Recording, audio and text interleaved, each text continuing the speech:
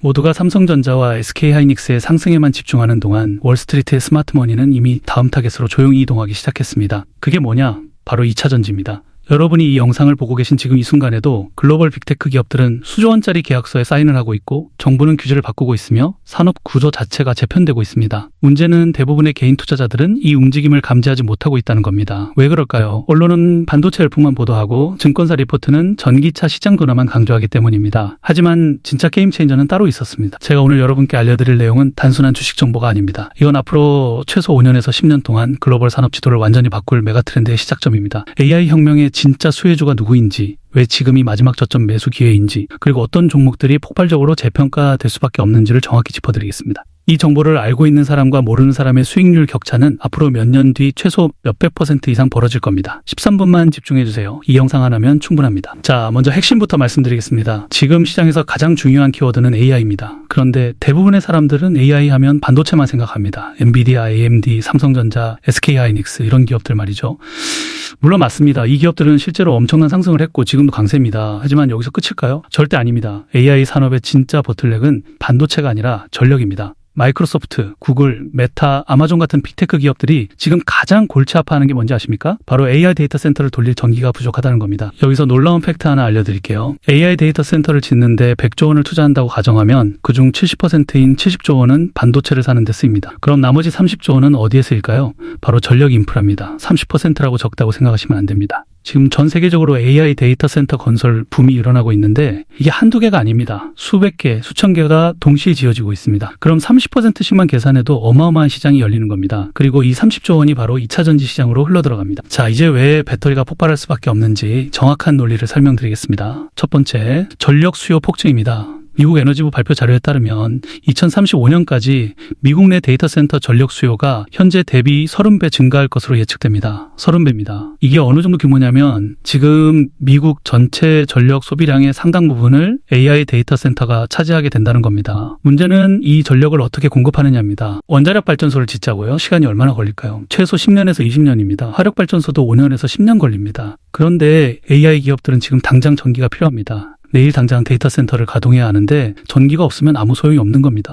그래서 선택한 게 태양광입니다. 태양광은 설치 기간이 비교적 짧습니다. 1년에서 2년이면 충분히 가능합니다. 그래서 지금 미국과 유럽 전역에서 태양광 발전소 건설이 폭발적으로 증가하고 있습니다. 그런데 여기서 결정적인 포인트가 나옵니다. 태양광만으로는 안정적인 전력 공급이 불가능하다는 겁니다. 왜냐하면 태양은 밤에 안 뜨고 비 오는 날은 발전량이 떨어지기 때문입니다. AI 데이터 센터는 24시간 365일 가동되어야 하는데 전력이 불안정하면 치명적입니다. 한 번이라도 전력이 끊기면 수천억 원 규모의 데이터가 날아갈 수 있습니다. 그래서 반드시 필요한 게 ESS, 즉 에너지 저장 시스템입니다. 낮에 만든 전기를 배터리에 저장해뒀다가 밤에 쓰는 겁니다. 태양광과 ESS는 이제 세트입니다. 태양광이 늘어나면 ESS도 자동으로 늘어날 수밖에 없는 구조입니다. 두 번째 포인트, 중국 배제입니다. 지금까지 ESS 시장은 중국이 80% 이상 장악하고 있었습니다. 왜냐하면 중국 배터리가 한국 배터리보다 훨씬 쌌기 때문입니다. 성능은 좀 떨어지지만 가격이 절반 수준이니까 당연히 중국 제품을 많이 썼던 겁니다. 그런데 상황이 완전히 바뀌었습니다. 미국 정부가 중국산 배터리에 대한 관세를 기존 40%에서 58.4%로 대폭 인상했습니다. 여기서 끝이 아닙니다. 보안 문제 때문에 주요 데이터 센터에서 중국 배터리 사용을 아예 금지하기 시작했습니다. 왜냐하면 중국 배터리에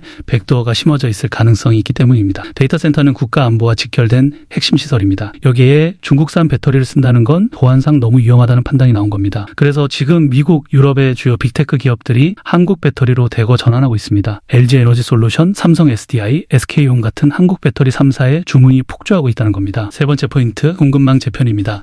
중국이 가만히 있을까요? 당연히 아닙니다. 중국 정부가 히토류에 이어 배터리 핵심 소재인 음극재 수출까지 규제하기 시작했습니다. 미국에 대한 보복 조치인 겁니다. 그런데 이게 오히려 한국 기업에게는 엄청난 기회가 됐습니다. 왜냐하면 한국도 음극재를 만들 수 있거든요. 대표적인 게 포스코 퓨처엠입니다. 이 회사가 최근에 6,700억 원 규모의 음극재 공급 계약을 따냈습니다. 회사 창립 이래 최대 규모입니다. 가격은 중국보다 비싸지만 탈중국 흐름 때문에 한국산을 선택하는 겁니다. 앞으로 이런 계약이 더 늘어날 수밖에 없습니다. 자, 이제 실제 숫자로 확인해 보겠습니다. LG 에너지 솔루션을 보시죠. 이 회사의 올해 ESS 수주 규모가 전년 대비 2배로 폭증했습니다. 2배입니다. 그것도 전기차 시장이 둔화되고 있는 상황에서 말입니다. 어떻게 이런 일이 가능할까요? 바로 AI 데이터 센터 수요 때문입니다. LG 에너지 솔루션은 국내 배터리 3사 중에서 유일하게 북미 현지에 ESS 전용 공장을 갖고 있습니다. 그것도 FP 배터리 전용 생산 라인까지 구축했습니다. 여기서 더 놀라운 건 원래 전기차 배터리를 만들던 생산 라인을 아예 ESS 라인으로 전환하고 있다는 겁니다. 왜 그럴까요? 전기차보다 ESS가 더 돈이 되기 때문입니다. 지금 생산하는 족족 완판되고 있습니다. 내년에는 생산 캐파를 2배로 늘린다고 합니다. 만약 이게 다 팔린다면 향후 1년에서 2년 사이에 ESS 부문 매출이 3배에서 4배로 폭증하는 겁니다.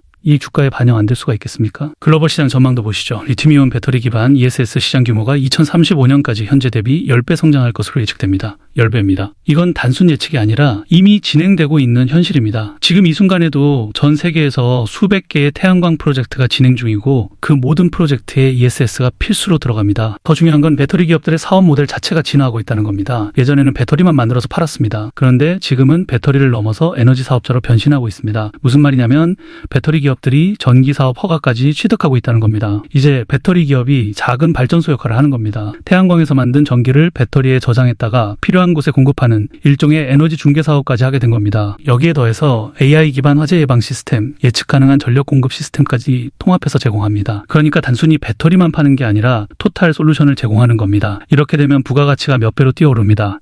배터리 하나 팔아서 100원 남기던 걸 이제는 1000원 남길 수 있게 되는 구조입니다. 이게 지금 주가 재평가로 이어지고 있는 겁니다. 그리고 트럼프 정부의 감세안도 오히려 호재로 작용하고 있습니다. 원래 바이든 정부는 2028년까지 신재생 에너지에 세액 공제 혜택을 주기로 했었습니다. 그런데 트럼프 정부가 이걸 2027년으로 1년 앞당겼습니다. 왜 그럴까요? 신재생 에너지 지원을 축소하려는 의도였습니다. 그런데 결과는 정반대로 나왔습니다. 오히려 기업들이 2027년까지 서둘러 태양광 프로젝트를 완공하려고 달려들고 있습니다. 왜냐하면 1년 일찍 완공하면 더 많은 보조금을 받을 수 있기 때문입니다. 그래서 지금 미국 전역에서 태양광 프로젝트 발주가 폭증하고 있습니다. 2027년까지는 2년밖에 안 남았습니다. 원전이나 화력발전소는 2년 안에 못 짓습니다. 하지만 태양광은 가능합니다. 그래서 데이터 센터 기업들, 에너지 기업들이 지금 앞다퉈 태양광 프로젝트에 뛰어들고 있는 겁니다. 그리고 태양광이 늘어나면 ESS도 자동으로 늘어납니다. 이게 지금 한국 배터리 기업들에게 엄청난 수혜로 돌아오고 있는 겁니다. 잠깐 더 깊은 이야기 하나 하고 갈게요. 지금까지 말씀드린 내용들 사실 전체 그림의 일부입니다. 영상에서는 시간 관계상 다 담을 수가 없거든요. 지금 화면 아래 댓글창이나 영상 설명란 보시면 링크가 있습니다. 이 링크를 클릭하시면요.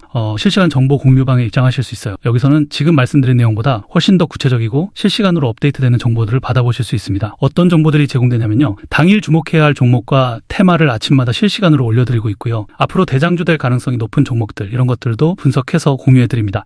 영상보다 훨씬 더 구체적이고 실시간으로 업데이트되는 정보들입니다. 다시 한번 댓글창이나 영상 설명란 보시고 신청하시기 바랍니다. 자, 이제 가장 중요한 부분입니다. 그래서 어떤 종목을 봐야 하느냐는 겁니다. 첫 번째로 주목해야 할 기업은 PNT입니다. 이 회사는 원래 배터리 제조 장비를 만드는 기업이었습니다. 국내 1위 장비 업체죠. 그런데 최근에 사업 모델을 완전히 확장했습니다.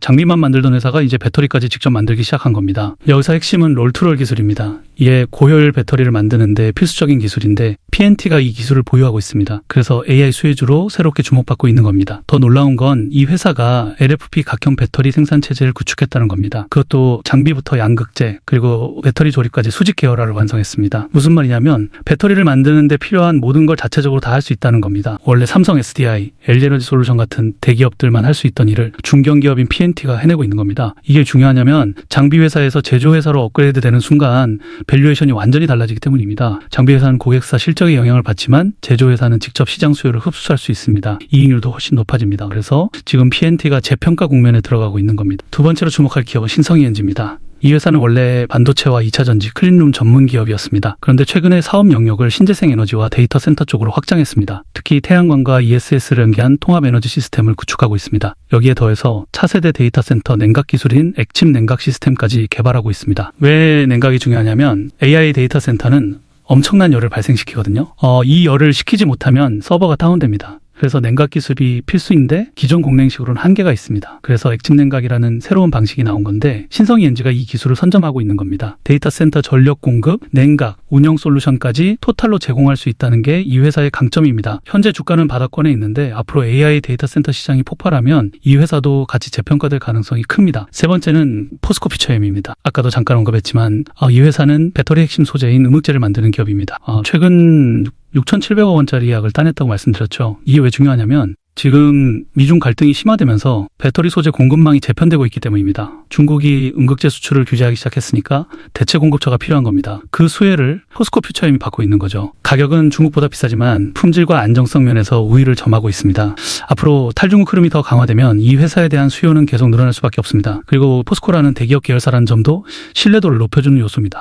글로벌 기업들 입장에서는 중소기업보다 대기업 계열사와 장기 계약을 맺는 게 더 안심이 되겠죠. 자, 지금까지 AI 혁명이 왜 2차 전지로 확산될 수밖에 없는지, 그리고 어떤 기업들이 수혜를 받을 것인지 정확히 짚어드렸습니다. 마지막으로 가장 중요한 질문 하나만 드리겠습니다. 지금이 매수 타이밍이냐는 겁니다. 제 대답은 명확합니다. 지금이 마지막 저점 매수 기회일 가능성이 높습니다. 왜 그럴까요? 2차전지 주가는 지난 2년간 마이너스 70%에서 80%까지 폭락했습니다. 전기차 시장 둔화 때문이었죠. 하지만 지금은 완전히 다른 게임이 시작됐습니다. AI 데이터 센터라는 새로운 수요처가 생긴 겁니다. 그것도 전기차보다 훨씬 더 큰 시장입니다. 여기에 휴머노이드, 로보택시 같은 차세대 모빌리티까지 상용화 단계에 들어가고 있습니다. 이 모든 곳에 배터리가 들어갑니다. 시장은 항상 선제적으로 움직입니다. 삼성전자와 SK하이닉스가 폭등한 건 실적이 좋아서가 아니라 AI 기대감 때문이었습니다. 마찬가지로 2차전지도 실적이 나오기 전에 주가가 먼저 움직일 겁니다. 이미 움직이기 시작했습니다. 문제는 대부분의 투자자들이 이 흐름을 아직 모른다는 겁니다. 언론도 증권사도 아직 주목하지 않고 있습니다. 그래서 지금 이 기회인 겁니다. 테슬라를 보세요. 전기차 성장이 멈췄는데도 주가는 왜 올라갈까요? AI 수혜주로 재평가받았기 때문입니다. 2차 전지도 똑같은 길을 가고 있습니다. 전기차 시장 둔화는 이미 주가에 반영됐습니다. 하지만 AI 수혜는 아직 반영 안 됐습니다. 앞으로 반영될 겁니다. 그때는 이미 늦습니다. 주가가 2배, 3배 오른 다음에 들어가면 수익률이 제한적입니다. 여러분이 지금 이 영상을 보고 계신 게 행운입니다. 대부분의 사람들은 몇 달 뒤에 뉴스에서 2차 전지 대박 났다는 기사를 보고 뒤늦게 알게 될 겁니다. 그때는 이미 주가가 고점 근처입니다. 하지만 여러분은 지금 알았습니다. 남들보다 최소 3개월에서 6개월 앞서 알게 된 겁니다. 이 정보 격차가 바로 수익률 격차로 이어집니다. 물론 투자는 본인 판단입니다. 제가 매수하라고 강요할 수는 없습니다.